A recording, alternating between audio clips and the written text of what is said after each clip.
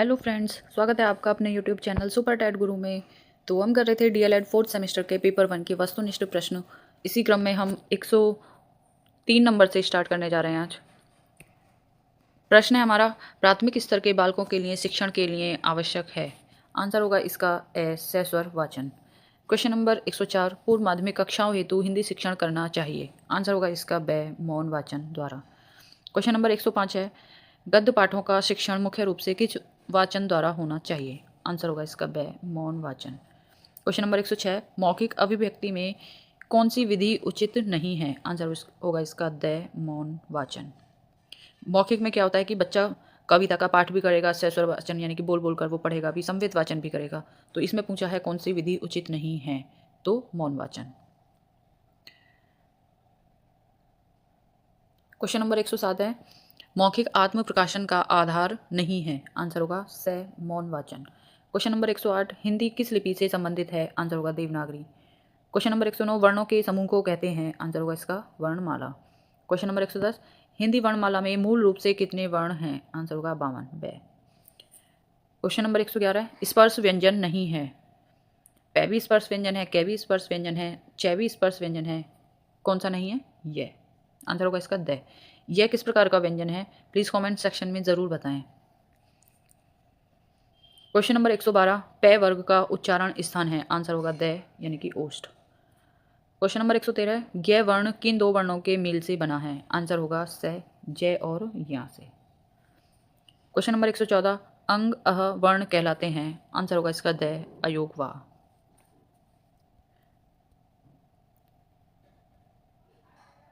Question number 115 है, silent यानी कि मूक या फिर मौन वर्णों का प्रयोग होता है। आंसर होगा ए अंग्रेजी भाषा में। क्वेश्चन नंबर 116, जिन स्वरों का उच्चारण करते समय मुख पूरी तरह खुला रहता है कहलाते हैं। आंसर होगा ब विव्रत स्वर। क्वेश्चन नंबर 117 है, शब्द की विशेषताएं हैं। शब्दों के मेल से वाक्य बनता है, बिल्कुल सही बात है। वाक्यों में प्रयोग किए गए शब्द पद कहलाते हैं, ये भी बिल्कुल सही है। शब्दों के बिना भाषा का कोई अस्तित्व नहीं है, ये भी बिल्कुल सही है। द है ये सभी, तो शब्द की ये ऊपर वाली तीनों विशेषताएं हैं, तो आंसर होगा द ये सभी। क्वेश्चन नंबर 118, दी गई संख्याओं का अवरोही क्रम होगा। अवरोही क्रम होता है घटता हुआ क्रम, यानी कि सबसे पहले बड़ी, फिर उससे छोटी, फिर उससे छोटी, फिर उससे छोटी।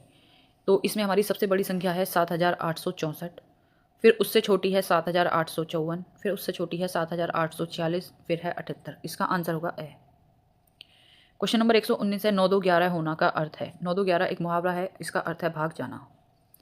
क्वेश्चन नंबर 120, संख्या 5 को शून्य से गुणा करने पर गुणनफल प्राप्त होता है। आंसर होगा इसका शून्य। किसी भी संख्या को अगर हम शून्य से गुणा करते हैं तो हमेशा गुणनफल शून्य ही आएगा।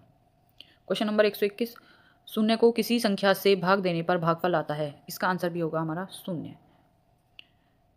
क्वेश्चन नंबर 122, पुस्तक प्रेस कारखाने में पिछले वर्ष 39,779 तथा वर्तमान वर्ष में 46,759 पुस्तकें छपकर तैयार हुई। कुल कितनी पुस्तकें छपी। पिछले वर्ष और वर्तमान वर्ष में छपी पुस्तकों को आपस में जोड़ दीजिए तो आपको पता चल जाएगा कि कुल कितनी पुस्तकें छपी। इसका होगा आंसर ब। एक सैकड़ा में कितनी दहाइयाँ होती हैं। कितनी दहाइयाँ होती हैं, 10। आंसर होगा इसका ब। वर्णों के सार्थक समूह को कहते हैं। वर्णों से मिलकर क्या बनता है, एक बनता है हमारा शब्द। सार्थक समूह होगा हमारा शब्द। क्वेश्चन नंबर 125, ए ई उ री स्वर का प्रकार है। आंसर होगा इसका ह्रस्व स्वर। और यहाँ पर ये बड़ी ई दिया हुआ है, यहाँ पर आएगा आपका छोटी ई। प्रश्न में इसको कर लेना छोटी ई। क्वेश्चन नंबर 126 है, इस विराम चिन्ह को कहते हैं। आपने वाक्य के अंत में लगभग जो हम वर्तमान काल में बनाते हैं, जो साधारण वाक्य होते हैं उनके अंत में एक डंडा पाई की तरह खिंचा होता है, उसको क्या कहते हैं। उसको कहते हैं हम पूर्ण विराम। आंसर होगा इसका स। क्वेश्चन नंबर 127, अतिवृष्टि का विलोम शब्द है। अतिवृष्टि यानी कि अधिक बारिश होना, अत्यधिक मात्रा में, तो इसका विलोम होगा अनावृष्टि। क्वेश्चन नंबर 128, यह रेल व व्यंजन है। ये कौन से व्यंजन है, किस प्रकार के व्यंजन है, ये है अंतःस्थ व्यंजन। क्वेश्चन नंबर 129, संख्या 8530 में सैकड़ा वाली संख्या बताइए। सैकड़ा के स्थान पर कौन सी संख्या है। 0 इकाई, 3 दहाई, 5, सैकड़ा, 8, हज़ार। तो सैकड़ा पे कौन सी आई? 5। आंसर होगा इसका ब। क्वेश्चन नंबर 130, 2 अंकों की सबसे बड़ी संख्या है। 2 अंकों की सबसे बड़ी संख्या कौन सी होती है? अगर हमें कोई भी बड़ी से बड़ी संख्या पूछा जाए, 2 अंकों की या 3 अंकों की या 4 अंकों की, तो जितने अंकों की पूछी जाए उतनी बार 9 आएगा। तो आपको पता होगा कि 2 अंकों की सबसे बड़ी संख्या कौन सी होगी? 99। पठन कितने प्रकार का होता है? आंसर होगा इसका ब, यानी कि 2 प्रकार का। क्वेश्चन नंबर 132, भय वर्ण किस वर्ग में आता है?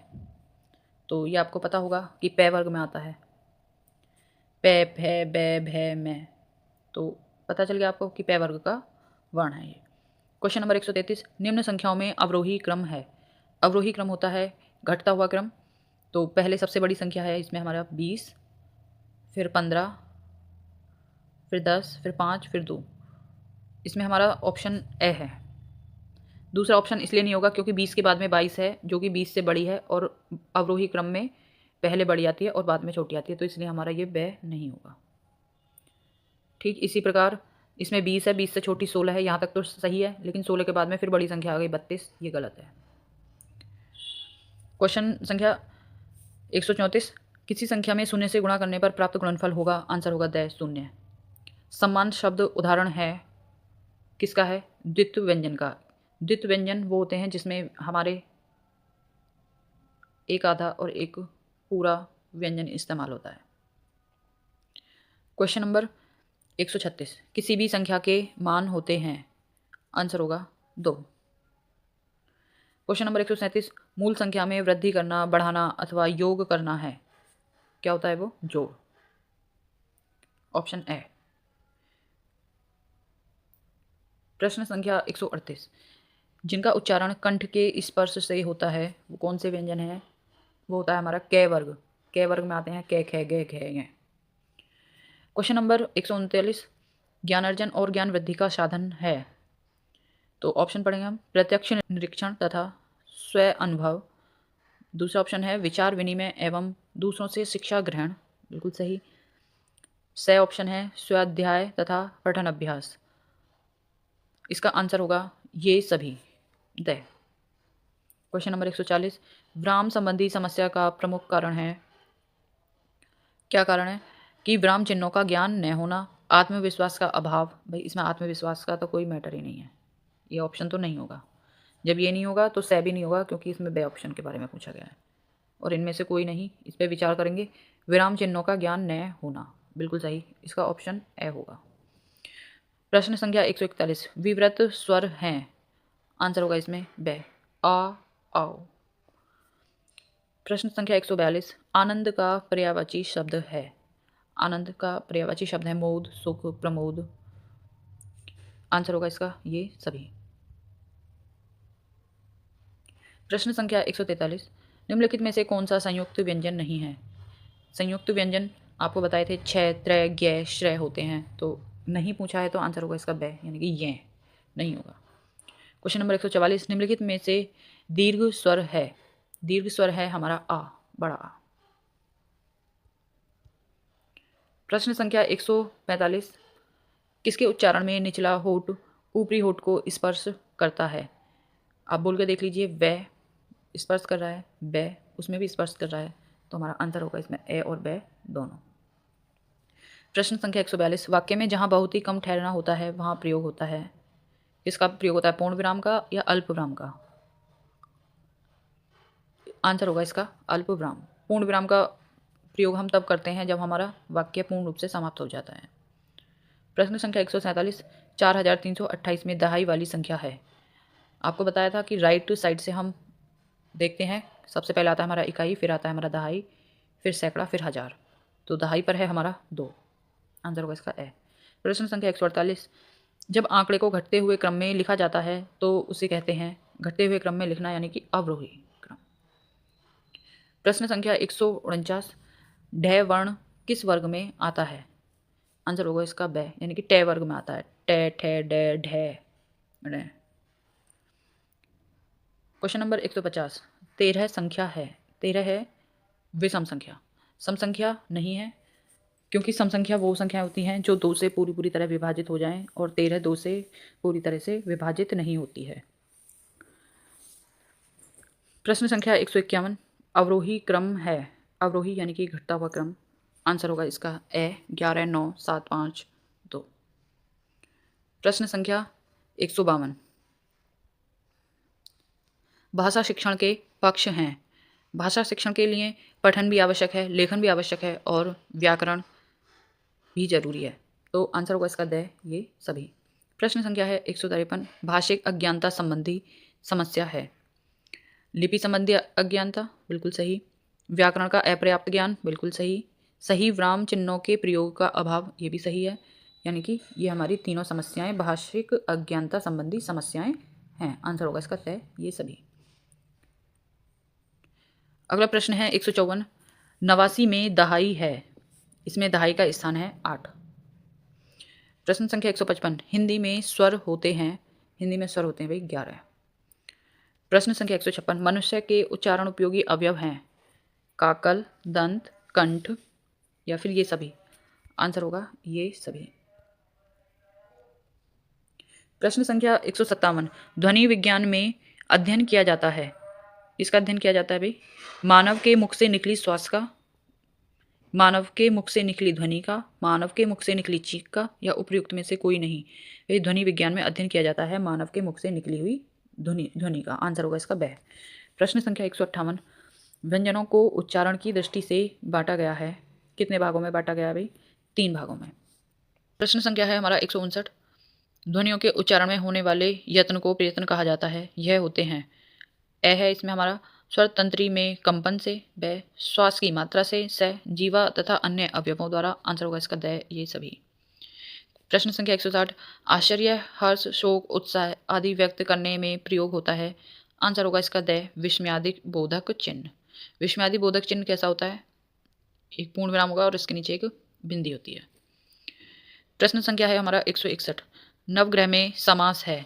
इसमें हमारा समास होगा द्विगु समास। नवग्रह का अर्थ होता है 9 ग्रहों का समूह। और अगला प्रश्न है 162 उर्वशी के रचनाकार हैं।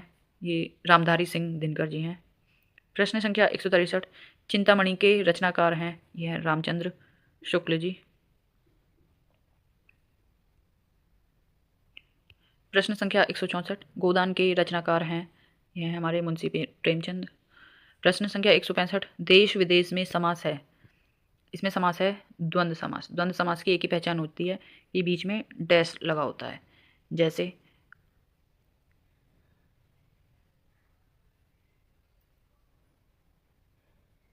माता पिता, देश विदेश। प्रश्न संख्या है हमारा 166 करुण रस का स्थायी भाव है। करुण रस का स्थायी भाव है शोक। प्रश्न संख्या 167 ऊंची दुकान फीके पकवान का अर्थ है बाह्य आडंबर। प्रश्न संख्या 168 वायु का पर्यायवाची है। वायु का पर्यायवाची कौन सा है भाई? हवा है, पवन है, सही है, अनिल है, द सभी। आंसर होगा द यानी कि सभी।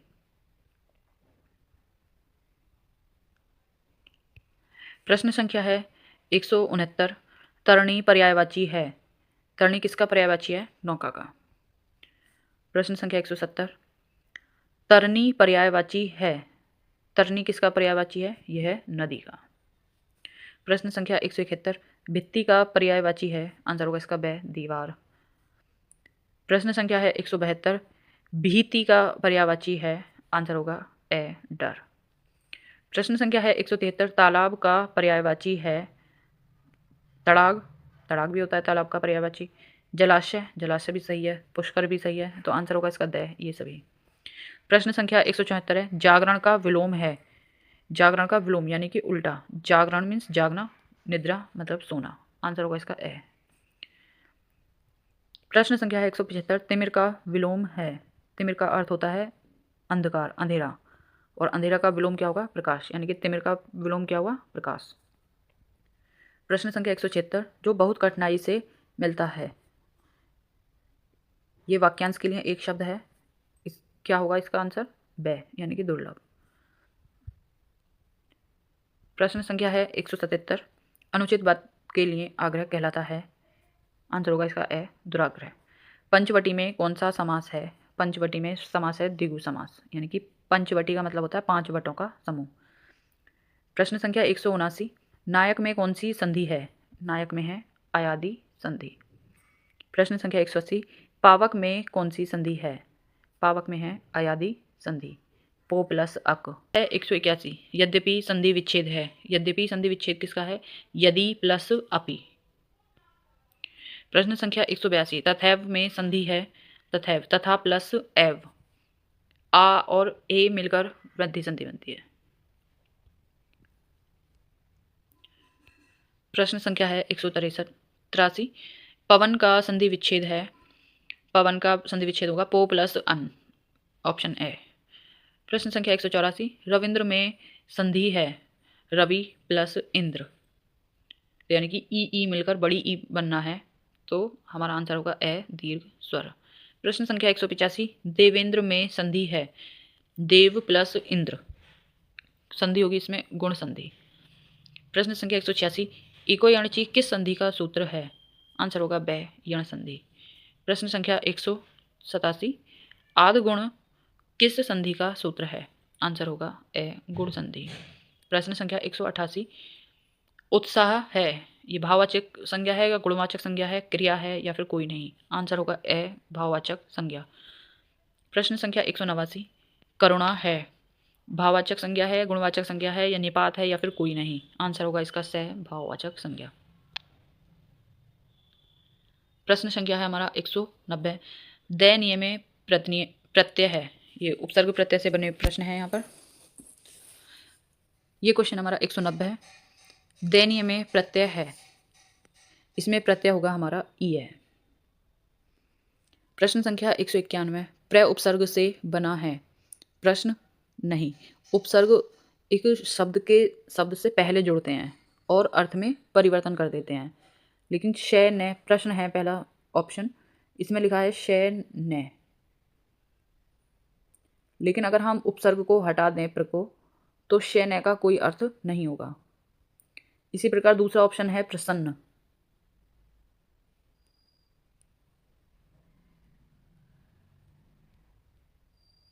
इसमें से अगर हम उपसर्ग हटा दें तो सन्न का कोई अर्थ नहीं होगा, तो हमारा ये भी ऑप्शन नहीं होगा। अगला है हमारा इसमें प्रहार, इसमें से अगर हम प्र को हटाएं तो हमारे पास शब्द बचता है हार। हार का अर्थ होता है गले का हार, तो उपसर्ग से बना है, आंसर होगा इसका प्रहार। निम्न में से हवा का पर्यायवाची नहीं है। हवा के पर्यायवाची अनल नहीं होता, अनल होता है आग का, तो आंसर हो जाएगा इसका ए, हवा का पर्यायवाची ये नहीं है। यथाशक्ति में कौन सा समास है? यथाशक्ति में समास होता है अव्ययी भाव समास। यथाशक्ति, यथा संभव, यथा समय, अगर यथा शब्द जुड़ा हुआ है तो आप समझ जाइए उसमें अव्ययी भाव समास होगा। कृष्ण सर्प में कौन सा समास है? इसमें होगा हमारा कर्मधारय समास। प्रश्न संख्या 195, पीताम्बर में कौन सा समास है? आंसर होगा इसका बै बहुब्री।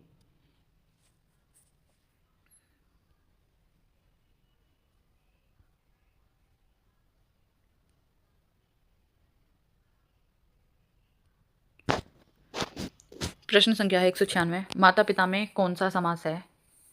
अभी बताया था जिसमें डैश लगा है उसमें द्वंद्व समास होगा, आंसर होगा इसका बै द्वंद्व। चतुर्मुख में कौन सा समास है? चतुर्मुख में समास होगा बहुब्रीहि समास। प्रश्न संख्या है 198, काला घोड़ा दौड़ रहा है, इस वाक्य में काला क्या है? काला है इसमें विशेषण। वे शब्द जो संज्ञा की विशेषता बताते हैं, इसमें संज्ञा है घोड़ा, घोड़ा की क्या विशेषता है कि वो काला है, तो इसलिए काला यहाँ पर क्या होगा? विशेषण।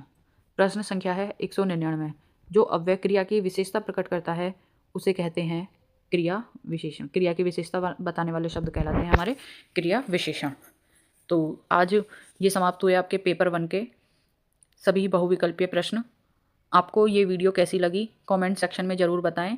अगर आपने अभी तक हमारे चैनल को सब्सक्राइब नहीं किया है तो जल्दी से जल्दी सब्सक्राइब करें और ऐसी ही आने वाली वीडियो का लाभ लेते रहें। धन्यवाद।